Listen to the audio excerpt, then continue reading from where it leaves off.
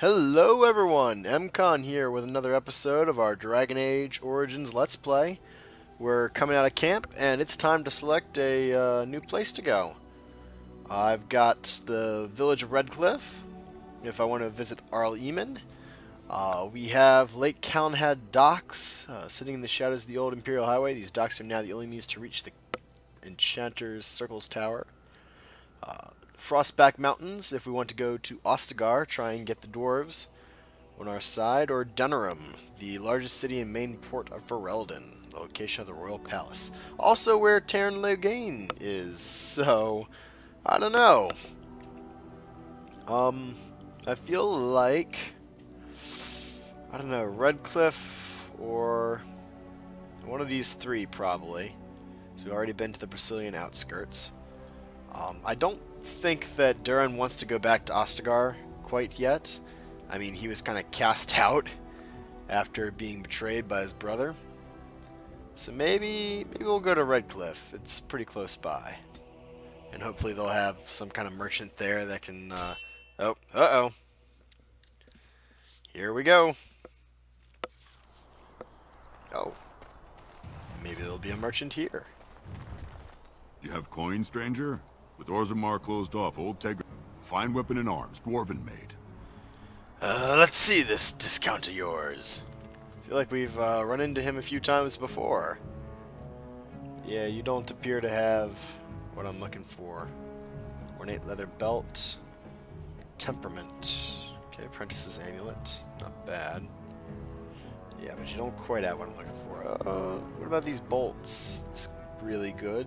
Really, really good. Really, really good. Pretty neat. What kind of arrows do I have? I've got a bunch of fire bolts, some fire arrows, a little bit of ice arrows. How much will this start to cost me? Yeah. Let's not worry about it. Alright, we're gonna keep going. Get the rest of the way to Redcliff.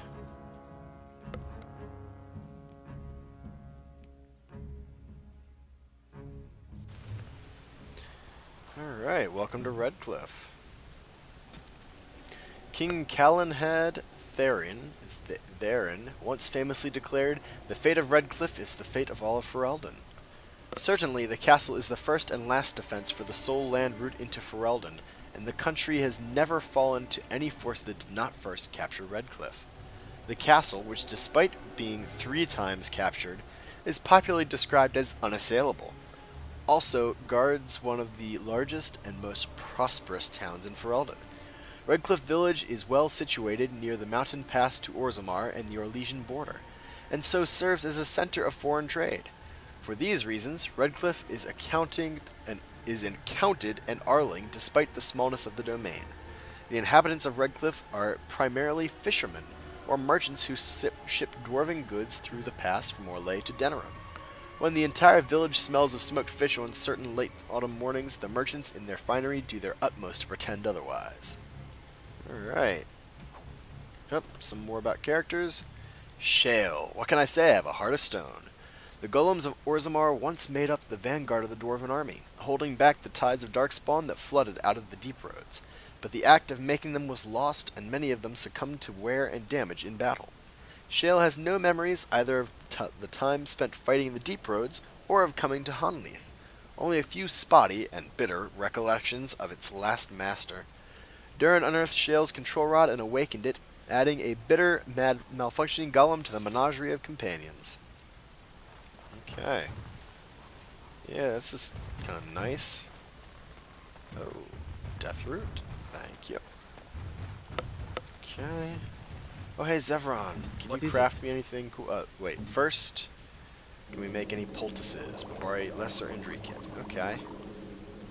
We could do that. I could do a lesser health poultice if I had more flasks, so we'll save that. Let us do this. Zevron, can you make us any poisons? No. Mostly because we're lacking the corruptor agents. Oh, firebomb sounds cool. So we need corruptor agents and flasks. Lots of flasks. I thought I saw travelers coming down the road, though I scarcely believed it. Have you come to help us? I'm on an important business. I need to see Arl Eamon. The Oh. Then you don't know. Has nobody out there heard? I've heard that Arl Eamon is sick, if that's what you mean. He could be dead for all we know. Nobody's heard from the castle in days. We're under attack. Monsters come out of the castle every night and attack us until dawn. Everyone's been fighting and dying. What? Is anyone surprised? Anyone? Well, that's just typical, isn't it? Apparently everyone seems to agree that a blight is the perfect time to start killing each other. Marvelous, really. We've no army to defend us. No Arl and no king to send us help. So many are dead. And those left are terrified they're next. I should take you to Ban Tegan. He's all that's holding us together. He'll want to see you. He's just over there in the chantry. Please, come. How could I say no? No, literally. How?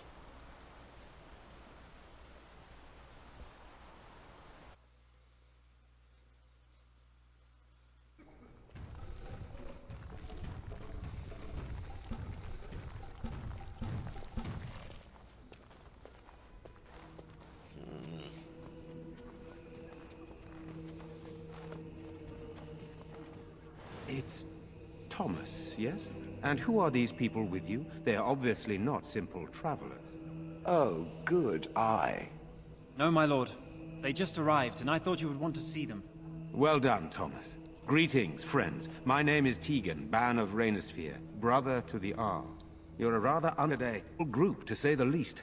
Can I ask who you are and why you've come? I'm a Grey Warden, here to speak to Arl Eamon. A Grey Warden? I thought you all died along with my nephew. At least that is what Loghain would have us believe. You don't believe Loghain's lies, do you? What, that he pulled his men in order to save them? That Cailan risked everything in the name of glory? Hardly. Loghain calls the Grey Wardens traitors, murderers of the king. I don't believe it. It is an act of a desperate man. There is a Grey Warden who goes by the name of Alistair. Does he yet live? He's alive. He travels with me, in fact. I honestly don't even know why he's not here right now. He does? Finally, some good news amidst all the bad. Thank you. You're here to see my brother. Unfortunately, that might be a problem. Eamon is gravely ill. What a remarkable coincidence. No one has heard from the castle in days. No guards patrol the walls, and no one has responded to my shouts. The attack started a few nights ago. Evil things surged from the castle. We drove them back, but many perished during the assault. What evil things are you talking about, exactly? Some call them the Walking Dead, decomposing corpses returning to life with a hunger for human flesh. They hit again the next night. Each night they come, with greater numbers. With Cailan dead and Loghain starting a war over the throne, no one responds to my urgent calls for help. I have a feeling tonight's assault will be the worst yet. I'm asking you, please, help us. Help Eamon. Well, of course I'll help. I could not stand here while innocents were slaughtered. How pointless to help these villagers fight an impossible battle. I don't think One would Morgan's think happy. we had enough to contend with elsewhere. Thank you. Thank you. This means more to me than you can guess. Thomas, please tell Murdoch what transpired. Then return to your post. Yes, my lord. Now then, there is much to do before night falls. I put 2 men in charge of the defense outside. Murdoch, the village mayor, is outside the chantry. Sir Perth, one of Eamon's knights, is just up the cliff at the windmill, watching the castle. You may discuss with them the preparations for the coming battle. I'm on my way. Very well. Luck be with you, my friend. Alright, village under siege. Of course Morgan disapproves, because why would her approval be anything other than barely there? Okay, let's see. Let us pray. Hello. Blessed art thou who exists in the Maker's sight. Blessed art thou who seeks his forgiveness. They're Blessed gone, art thou dear boy. who seeks Gone his on a return. long Blessed is the prophetess, his daughter, sacrificed to the holy flame. Be May brave. the Found him chant in the chantry. Cordillus Dracon, king of the city-state of Orlais, was a man of uncommon ambition in the year -15 Ancient, the young king had begun construction of a great temple dedicated to the Maker, and declared that by its completion he would not only have united the warring city-states of the south, he would have brought Andrastian belief to the world. In -3 Ancient, the temple was completed. There, in its heart, Drakon knelt before the eternal flame of Andraste and was crowned ruler of the Empire of Orlais. His first act as emperor to declare the Chantry as the established Andrastian religion of the empire. It took 3 years and several hundred votes before Olessa of Montesmard was elected to lead the new Chantry. Upon her coronation as divine, she took the name Justinia, in honor of the disciple who recorded Andraste's songs. In that moment, the ancient era ended and the divine age began. Cool. That's interesting because Justinia is also the name of, I don't know if it's the current divine or if it's the person who will be divine in Dragon Age Inquisition. When are the bad men coming? But it's definitely interesting. Everything will be Alright, can I change? I cannot change my party here. Where's Father? Okay, let's speak to a couple people. Ooh, another book. Father is outside. Thetis calendar. Ooh. For most good folk, the details of our calendar have little purpose. It is useful only for telling them when the summer day festival will be held, when the snows are expected to begin, and when the harvest must be complete. The naming of the years are a matter for historians and tacksmen, and few if pressed, could even tell you the reason that our current age is named after dragons. It is 930 Dragon Age, the 30th year of the 9th age since the crowning of the Chantry's first divine. Each age is exactly 100 years, with the next age's name chosen in the 99th year. The scholars in Val Royeaux advise the Chantry of portents seen in that 99th year, and the Chantry authorities pore over the research for months before the divine announces the name of the imminent age. The name is said to be an omen of what is to come, of what the people of Thetis will face for the next 100 years. Enjoy.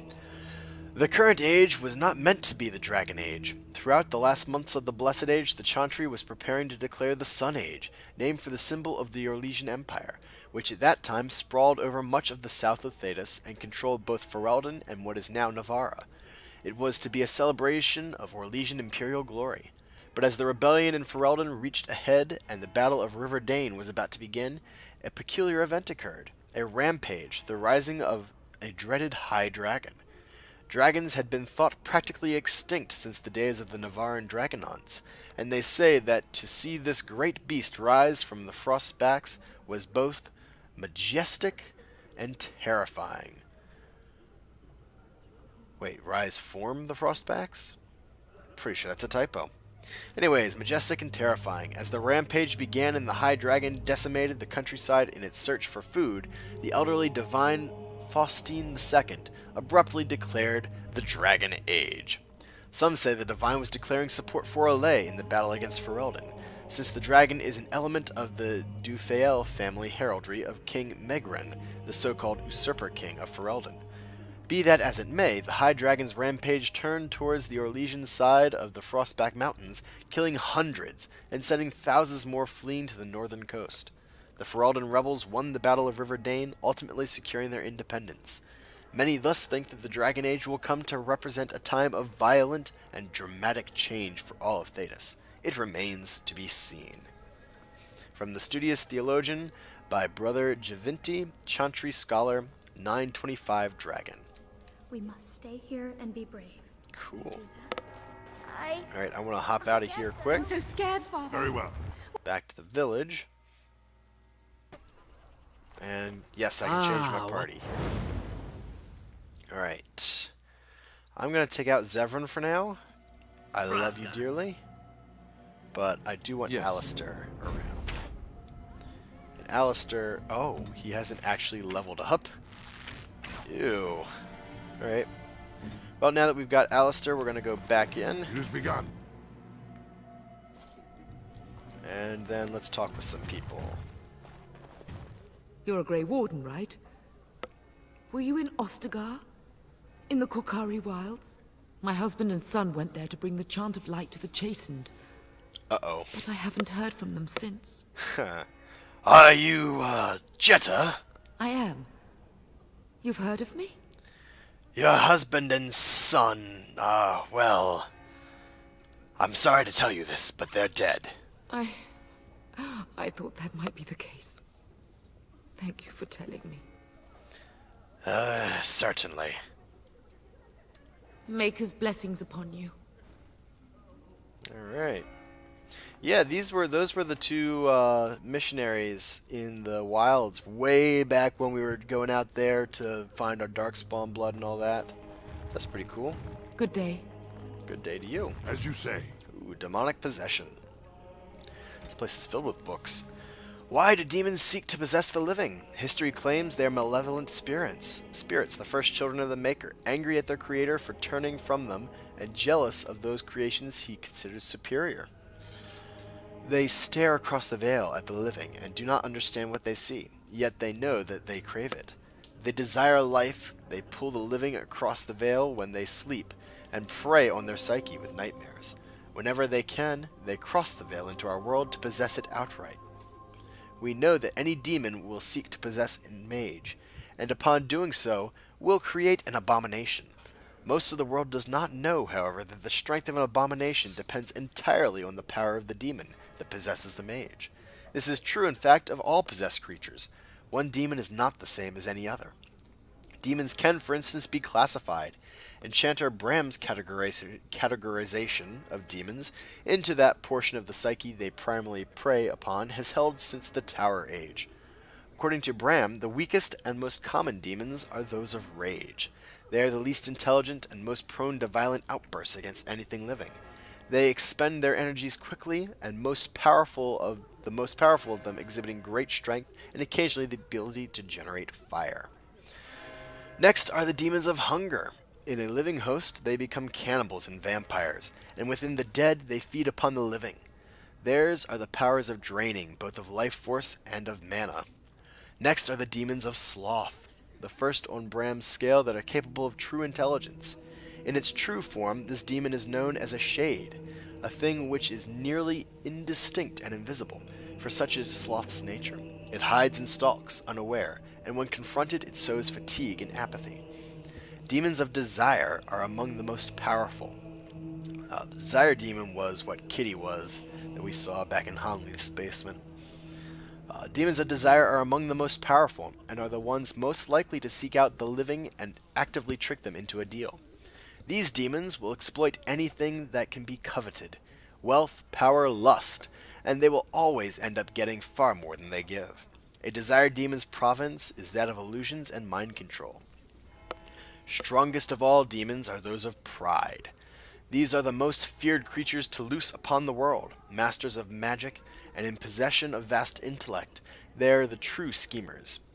It is they who seek most strongly to possess mages, and will bring other demons across the veil in numbers to achieve their own ends, although what that might be has never been discovered.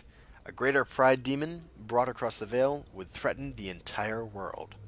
For the Maker's First Children, by Bader, Senior Enchanter of Ostwick. 812 Blessed. Cool. Bantegan! Who's this you brought with you? He looks a bit familiar. You don't recognize me, Bantegan? Though the last time we met, I was a lot younger and covered in mud. Alistair! Oh, but it's good to finally see you. When your friend here told me you were still alive, I could scarcely believe the good fortune. Still alive, and believe me, I'm just as surprised about it as you are. Some of us are deeply disappointed by it. I am less surprised than you might think, despite what Loghain put you through. I'm glad not all the Grey Wardens are lost. It lifts my spirits to see you here, dear boy, and my hope for tonight is renewed. What do you need? There is not much daylight left. Well, I'm glad you two had a very nice reunion. Tell me more about yourself, Tegan. This is hardly the time to be discussing personal details, don't you think? We will have to fight for our lives very shortly. Thus I'd like to know something about you, then. I suppose that's not too much to ask. I did not mean to be brusque. What will you do if Arl Eamon is dead? I don't know. If Connor lives, he'll be the Arl, and I'll need to help him with it. If he's well, I don't want to think about that. Why have you stayed? Why didn't you just leave, like many others, I'm sure? After the first attack, I wanted to go for help, but I couldn't just leave these people. The Bannon gear up to battle Loghain, while Darkspawn loom to the south. Loghain won't send anyone, so Redcliff is on its own. Are you a skilled warrior? Skilled enough to know there are many far better than myself. Perhaps we should get back to the matter at hand. Good, then my secrets are still safe. I was worried for a moment there. Well, you have some of Arl Eamon's knights here. I have those few who returned from their quest. You know of this, yes? Their search for the Urn of Sacred Ashes, was it? Yes, I question Isolde's decision to send so many knights in search of this relic. But I am a practical man, whereas she is a woman of great faith. Sir Perth was one of the knights sent on this quest. Perhaps you should speak to him if you wish to learn more. Excellent. Why are you in the chantry with the villagers, Eamon? I've forgotten his name. Why are you in the chantry with the villagers? Tegan. Sir Perth insists. He wants me to be with the villagers, so everyone he needs to protect is in one place. I don't mind, to be honest. The point of all this is to protect the villagers, and I can do that best here. This is the last line of defense, should things go amiss. Do you need more men in here with you? We could bring some men in to stand beside me, but I'd rather keep the monsters away from the villagers if possible. Fair enough. So what happens after this battle is over?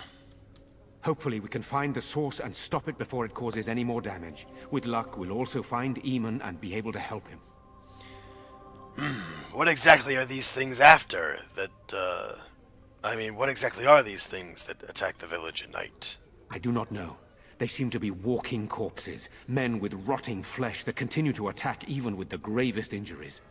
Undead, spirits possessing the dead. There could be several causes behind such a thing, none of them pleasant.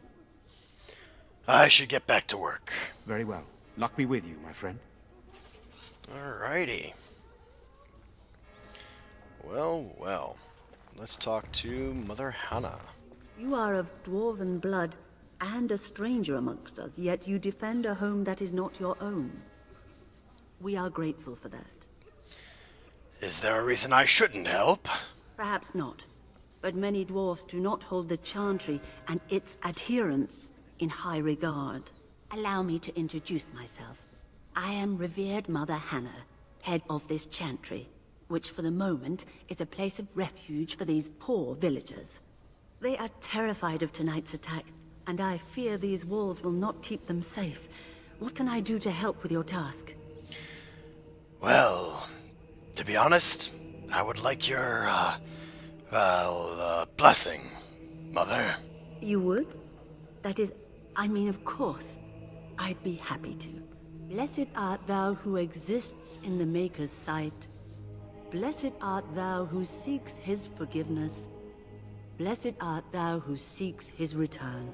Blessed is the prophetess, his daughter, sacrificed to the holy flame. May the chant reach the Maker's ears and tell him of our contrition. No, that was nice. Alright.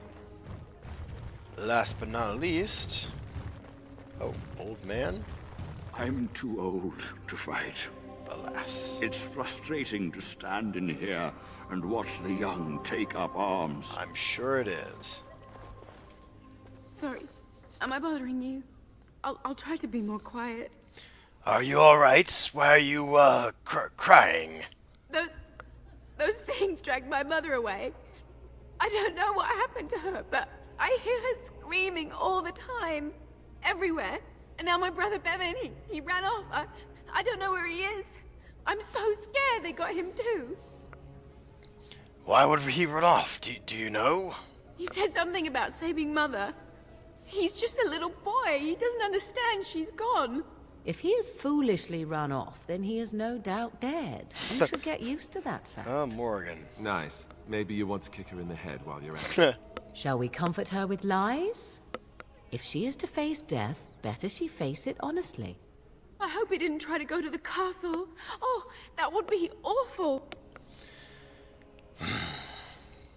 Well, don't worry. I will look for him. You will? Thank you so much. Please find him. Alright, missing child. We'll step one out here, the Chantry. Back into the village. And, yeah. This looks like a good place to call it for the moment. We're out here in Redcliff Village. It's pretty nice. Okay, there's the Mayor Murdoch, so we'll talk to him soon. Caitlin's home. Ooh, a tavern. Awesome. I think that's up there. Alright, well, thanks for coming along, guys. And until next time, bye, everyone.